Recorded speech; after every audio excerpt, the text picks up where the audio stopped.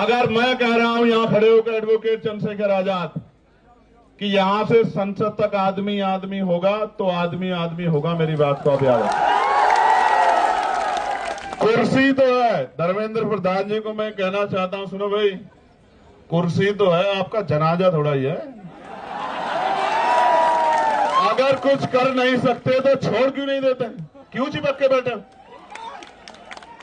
अगर ये खलल डाल रहे हैं, मैं जानना चाहता हूं कि धर्मेंद्र प्रधान जी को क्यों नहीं जा रही है आवाज, प्रधानमंत्री जी को क्यों नहीं जा रही है आवाज, गृह मंत्री जी को क्यों नहीं जा रही है आवाज, और वो सरकार किसका इंतजार कर रही है कि ये इस शख्स में, इस मंच पर बैठा है, ये शख्स जो है, जो एक वैज्ञानिक है, जो एक पर्यावरण का मित्र है, जो देश की धरोहर है, वो मर जाए, इस देश की बात का इंतजार कर रही है क्या सरकार? यह इंतजार कर रही है कि कुछ गोंस आके यहां पत्थर फेंक दे, डंडा चला दे, या कोई भीड़ आके इस आंदोलन में हिंसा कर दे, ये आंदोलन बर्बाद हो जाए। मैं अपने साथियों को कहूंगा, बहुत सचेत होकर चलाने की आवश्यकता है। अब तक जैसे आपने चलाया, आपकी बहादुरी को हम लोग सलाम करते हैं। अब तक जैसे आपने चलाया, मैं आपकी बहादुरी को सलाम करता हूं। और मैंने देखा इस तरपाल के लिए पैर पकड़ने पड़े भाई, इस तरपाल के लिए पैर पकड़ने पड़े यहां रुकने के लिए। लास्ट बार पहलवान बेटियों का आंदोलन हुआ था यहां, मेरे आज भी याद है, जब ये आंदोलन लंबा चला था। उसके बाद ये दूसरा आंदोलन है। और कहा गया मुझसे भी कल, इन्होंने कहा इनकी टीम ने कि भैया 20 तारीख को कूच करेंगे हम लोग। 20 को ही करोगे ना? पक्का?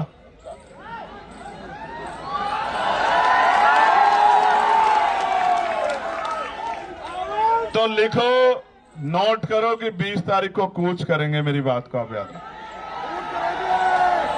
मैं 20 तारीख को ही आता, मेरा भरोसा करो, मैं 20 तारीख को ही आता। मैंने किसी को कहा भी नहीं आने के लिए, आप जानते हो, मैंने किसी से नहीं कहा कि आ जाओ, लेकिन इनकी वजह से आना पड़ा, इनकी वजह से आना पड़ा। मैंने इनसे कहा कि जाओ, उनसे कहो कि वो अनशन त्याग दे, देश को उनकी जरूरत है, युवाओं को उनकी जरूरत है। और इन्होंने कहा कि वो तो नहीं मान रहे। मैंने इनसे कहा मेरा संदेश देना कि उनका भाई इनसे कह रहा है कि त्याग दो, तो संदेश ही आया कि नहीं, वो नहीं छोड़ रहे अनशन। तो मैं आज इनसे नहीं कहूंगा अनशन छोड़ो, मैं बिल्कुल नहीं कहूंगा। मेरे आज भी याद है जब शहीद आजम सरदार भगत सिंह जेल में थे, उनके पिताजी चले गए एप्लीकेशन लेके अंग्रेजों के पास कि इनकी सजा माफ कर दी जाए।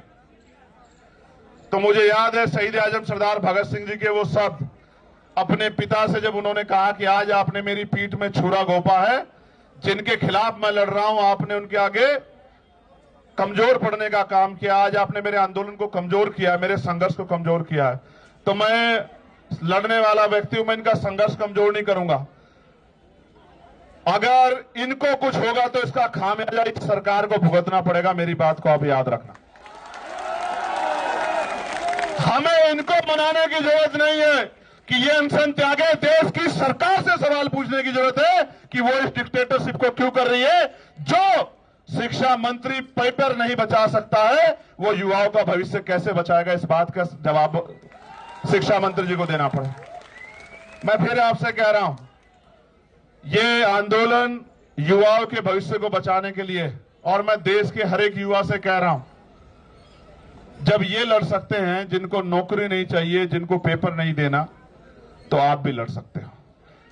इसे इतना बड़ा करो आंदोलन को, क्योंकि ये लोकतांत्रिक व्यवस्था है, ये संवैधानिक देश है। जब आंदोलन बड़ा होगा, मैं गारंटी से कहता हूं कि सरकार झुक जाएगी। हमने पहले भी सरकार को झुकते हुए देखा। किसानों की शहादतें याद करते हुए मैं कहना चाहता हूं, उन किसानों को नमन करते हुए हमने सरकार को झुकते हुए देखा है। ये तो एक केंद्रीय मंत्री के पद से इस्तीफे की बात, ऐसे कितने ही मंत्रियों को लगातार इस्तीफे देने पड़ेंगे जब जनता खिलाफ हो जाएगी, मेरी बात को आप याद रखें। कुर्सी तो है, धर्मेंद्र प्रधान जी को मैं कहना चाहता हूं, सुनो भाई, कुर्सी तो है, आपका जनाजा थोड़ा ही है। अगर कुछ कर नहीं सकते तो छोड़ क्यों नहीं देते, क्यों चिपक के बैठे? अगर ये खलल डाल रहे हैं, एक बार जो कह दिया जाए वो माना जाए, उसके बाद दोबारा कहना पड़े तो ये अनुशासन के बाहर। अगर आप कुर्सी पे बैठ के कुछ कर नहीं सकते, देश के युवाओं का भविष्य नहीं बना सकते, तो आप कुर्सी छोड़ क्यों नहीं देते सर? क्यों चिपट के बैठे हो? जब देश के युवाओं को आप जैसा शिक्षा मंत्री चाहिए ही नहीं है तो काहे को चिपक के बैठे हो? सवाल ये है, सरकार अगर 3 किलोमीटर की बात नहीं सुन रही है तो क्या 300 किलोमीटर की बात सुन सकती है? सारे कैमरे बर्बाद कर दिए। सरकार सुनना नहीं चाहती या सरकार सुन के इग्नोर कर रही है? जवाब दो। उनको लगता यह है कि ऐसी अफीम चाट रखी है लोगों ने, कितने दिन याद करेंगे? और ये सच भी है, ये सच भी है।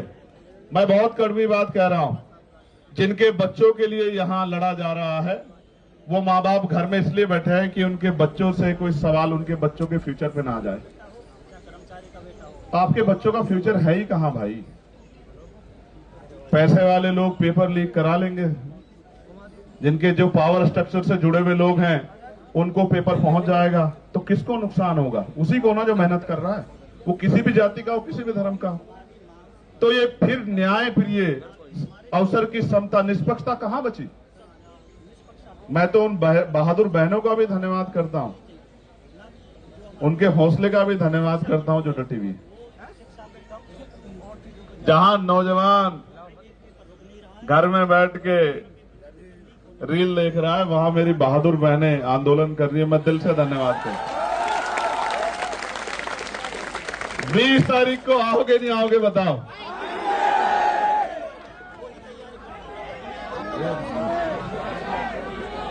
देखो एक चीज जानो, मैं इस आंदोलन पे कोई सवाल ना खड़ा हो, मेरी नैतिकता ये कहती है इसी वजह से इस आंदोलन पे कोई सवाल ना खड़ा हो। जब मैं वहां आया ना तो अपनी पार्टी, अपने तमाम मन की इच्छाओं को मैं वहां रख के आया। किसी भी पवित्र आंदोलन पे सवाल किसी की वजह से नहीं खड़े होने चाहिए। हर व्यक्ति की जिम्मेदारी बैठती है, वो किसी भी पार्टी का हो। वो जब यहां आ जाए इस आंदोलन में तो वो छोड़ आए उसको। वो इसलिए आए क्योंकि उनसे पहले लोग लड़ रहे, जो काम हमें करना चाहिए था वो काम ये टीम कर रही। ये हमारी जिम्मेदारी थी।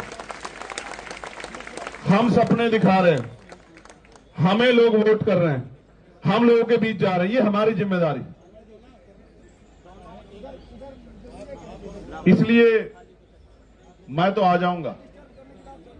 और मैं तो फिर कह रहा हूं, मैंने उस दिन भी कहा मेरठ में जब मैंने उनकी हालत देखी कि मैं तो बैठ जाऊंगा। मैं बैठ गया तो फिर ये सरकार को भारी हो जाएगा, क्योंकि अगर मैं बैठूंगा तो जितना यहां ये इसका पूरा क्षेत्रफल है, इतने लोग तो रात तक आ जाएंगे। और एक जिले के नहीं आएंगे, एक प्रदेश के नहीं आएंगे। जिसको खबर रहेगी कि भैया वहां हैं वो आ जाएंगे सब लोग। आप समझ रहे हो? लेकिन ये आंदोलन पीसफुली चलता रहे। मैं इस आंदोलन पे की उंगली ना उठे इसलिए मैं चाहता हूं। ये तो वैसे भी फंडेड लोग हैं। कहां से फंड आया आपको?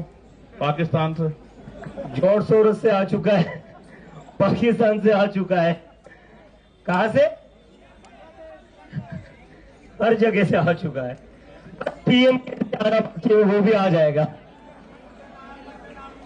देखो सुनो, ये पाकिस्तान लवर है पहला, फिर ये जॉर्ज सोरोस से इनको फंड्स आ रहे हैं, फिर ये CIA के एजेंट से इनको कुछ बात वहां से वो चल रहा है। अभी और रहेगा, पहले वो हिंदू मुसलमान जैसे वो भी यहां करके देख चुके ये लोग, धर्म विरोधी सब कुछ करके।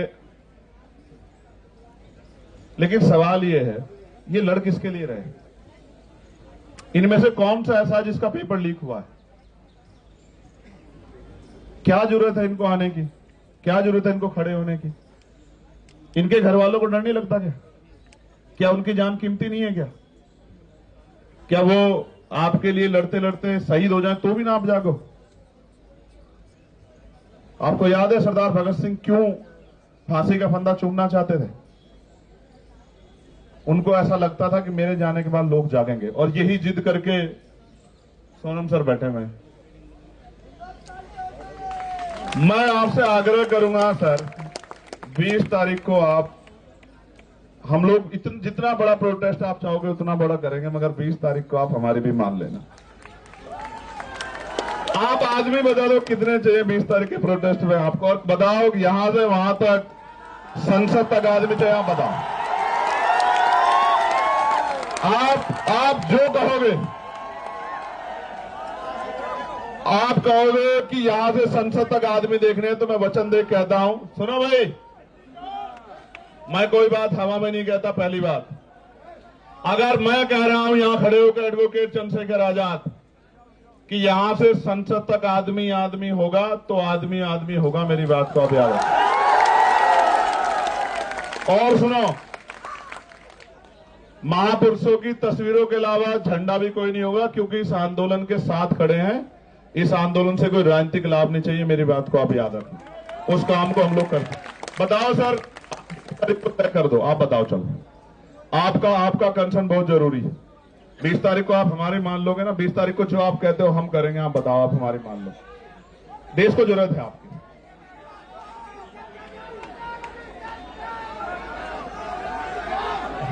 आप 20 तारीख को हम कर रहे हो,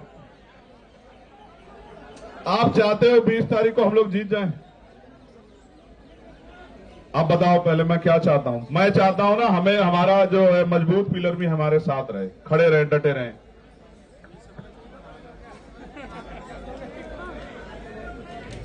फिर हम विजय दहिया का डांस भी देखेंगे यहां 20 तारीख की शाम में।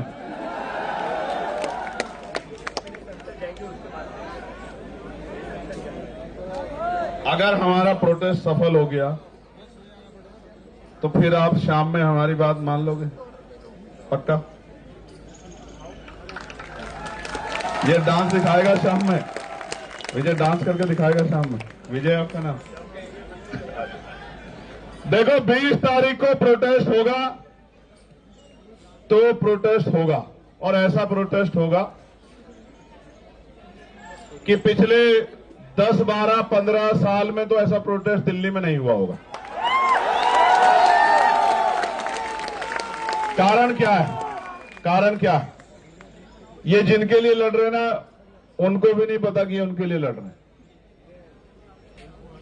यहां तो मीडिया बहुत कुछ तय कर देता है।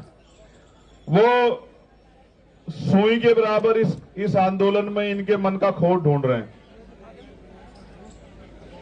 वो ये चाहते हैं एक इतना सा इनके खिलाफ कुछ मिले जिसको वो बता सके कि ये आंदोलन एंटी नेशनल है, ये भारतीय संवैधानिक व्यवस्था को डिस्टर्ब करने के लिए किया जा रहा है।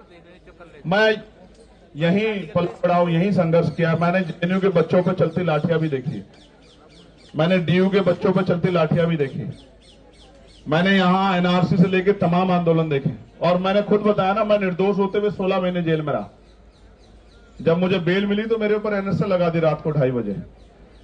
हम भरोसा करते हैं लोकतांत्रिक व्यवस्था में, संवैधानिक व्यवस्था में, अपने जो गवर्नमेंट के इंस्टीट्यूशन है उनमें भरोसा करते हैं। हमें लगता है अगर कोई नहीं सुनेगा तो कोर्ट सुनेगी, तो जब कोर्ट से बेल मिलती है तो फिर एनएसए लग जाता है। कहां जाएंगे हम लोग?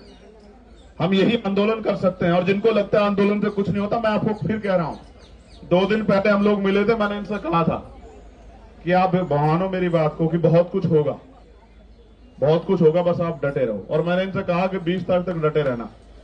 मैं प्रार्थना करता हूं महापुरुषों से, कुदरत से, प्रकृति से, कि वो 20 तारीख तक इस आंदोलन को और मजबूत करे, स्वस्थ रखे, क्योंकि 21 तारीख की सुबह बहुत सुनहरी होगी भारत में, मेरी बात को आप याद रखें।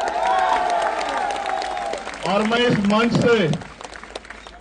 मंच से कहना चाहता हूं कि जो घर है, चुप है, सो रहा है, या जानबूझ के सोने की एक्टिंग कर रहा है, एक बहुत बड़े चिंतक ने कहा है कि कुछ लोग सिर्फ इस वजह से नहीं लड़े कि कहीं वो मर ना जाए, लेकिन सच ये है कि एक दिन मरना सबको, चाहे लड़कर मरो और चाहे डर कर मरो, चाहे मुकाबला करके सामना करो, चाहे हार मान के बैठ जाओ, और मान लो तो हार और ठान लो तो जीत। और सिर्फ सांसों का रुकना मौत नहीं होती, जिनका जमीर मर जाता है वो भी मर जाते हैं। ये जिंदा लोगों का मंच है, मैं इनको बधाई देता हूं। हम और हमारी पूरी टीम आपके साथ खड़ी है। जो यहां से मुझे आज सुनेगा, मैं निमंत्रण नहीं भेजूंगा, ना मैं फेसबुक के जरिए आपसे अपील करूंगा। 20 तारीख को मैं यहां मिलूंगा, पार्लियामेंट चलेगी। मैंने भी कोई कमिटमेंट किया, मैं टेहरी जा रहा था तो पुलिस के भाइयों ने मेरा बड़ा सम्मान किया, मेरी शर्ट फाड़ दी। तो मैंने वादा किया था कि 20 तारीख को मैं उस फटी शर्ट को पहन के देश की पार्लियामेंट में जाऊंगा, बताने के लिए, ये बताने के लिए नहीं कि मुझे लाठी लगी है या मेरी शर्ट फाड़ दी गई है। जब हम संघर्ष करने जाएंगे तो मिठाई तो नहीं मिलेगी, लेकिन ये बताने जाऊंगा कि सत्ता कितनी तानाशाह हो गई है। वो 3 किलोमीटर की आवाज को भी नहीं सुनती और 300 किलोमीटर की आवाज को भी नहीं सुनती। और हमें भरोसा है इस देश की महान न्यायपालिका पे कि वो हमारे दर्द को सुनेगी। एक दिन पहले पेपर लीक की खबर आती है, जब बच्चा अपना पूरा मन बना के हिम्मत करके पहुंच गया सेंटर पे, और जब वो खबर आती है तो वो ऐसा हो जाता है उसको जैसे उसकी शरीर की हिम्मत टूट गई है। और मेरे आज भी याद है ना, पेपर के समय हम लोगों ने भी बहुत पेपर दिए हैं विजय, तो रुकने की जगह ढूंढते थे, किसके यहां रुकेंगे, किसके यहां खाना खाएंगे। दूसरे शहर में जाना मिडिल क्लास परिवारों के लिए, गरीब बच्चों के लिए आसान थोड़ा ही। और जब जा रहे हैं तो पता लग रहा है पेपर लीक हो गया है या घोटाला हो गया है। आप समझो ना क्या कर रहे हो आप देश के साथ। और जिस देश में 94,000 स्कूल बंद हो गए हों पिछले 10 साल में, और लाखों की संख्या में शराब की दुकानें खुल गई हों, और जहां टीचर को आदेश दिया जाता हो कि भूसा इकट्ठा करके लेके आओ, क्योंकि गौशाला में गाय भूखी नहीं रहनी चाहिए। मैं मानता हूं कि गाय भूखी नहीं रहनी चाहिए, सरकार के पास बहुत बजट है, लेकिन टीचर इसलिए नहीं है कि वो भूसा इकट्ठा करे, उसको बच्चों का भविष्य बनाना। क्या मजाक कर रहे हो आप लोग? ये कैसा देश बना के दे? ये क्रांतिकारियों के सपनों का भारत है, ये बाबा साहब अम्बेडकर द्वारा लिखे गए संवैधानिक मूल्यों का भारत है। इस देश के लिए शहादत दी देश ने। बहुत चिंता का सवाल, बहुत चिंता का सवाल है। मैं बड़ी पीड़ा के साथ कहना चाहता हूं, 20 तारीख का आंदोलन हम लोग खुशी से नहीं, नौजवानों के भविष्य को बचाने के लिए करेंगे। और मैं ये भी आपसे वादा करता हूं, मैं कोशिश करूंगा, 24-25 में मेरे कार्यक्रम लगे हैं मुझे अपने आंदोलन को भी आगे बढ़ाने के, लेकिन 20 तारीख के बाद हर रात मेरी यहीं कटेगी। मैं आपको इस बात का विश्वास दूं। और ये उन लोगों के लिए संदेश है मेरा जिनको लगता है कि आंदोलन में कम लोग आते हैं, आंदोलन छोटा है, आंदोलन तो बस सिर्फ नाम का हो रहा है। तो 20 तारीख के बाद, 20 तारीख तो आपकी, 21 तारीख हमारी। ये आंदोलन सबका है, बस इनको बधाई जिन्होंने शुरू किया है, क्योंकि यहां आके 5 बजे तो बहुत सारे लोग जाते हैं, लेकिन आपने एक लाइन और खींची है और मेरी ये बात को बहुत लोग याद रखेंगे।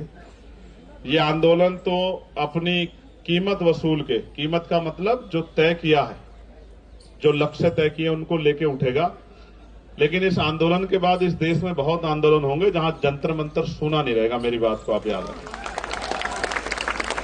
चाहे वो कर्मचारियों के हों, नौजवानों के हों, किसानों के हों, क्योंकि आदिवासियों के हों, दलितों के हों, पिछड़ों के हों, देश के किसी व्यक्ति के हों, महिलाओं के, जंतर मंतर सुना नहीं रहेगा। क्योंकि आपने एक लाइन खींची है, 5 बजे की लाइन को आपने क्रॉस किया है। जब आपने क्रॉस कर दिया तो बहुत लोगों के रास्ते खोले। मैं आपका धन्यवाद करता हूं बहुत बहुत।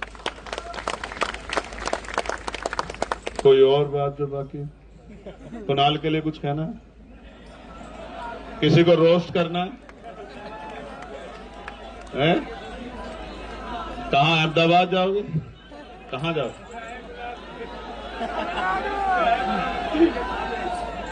नहीं, देखो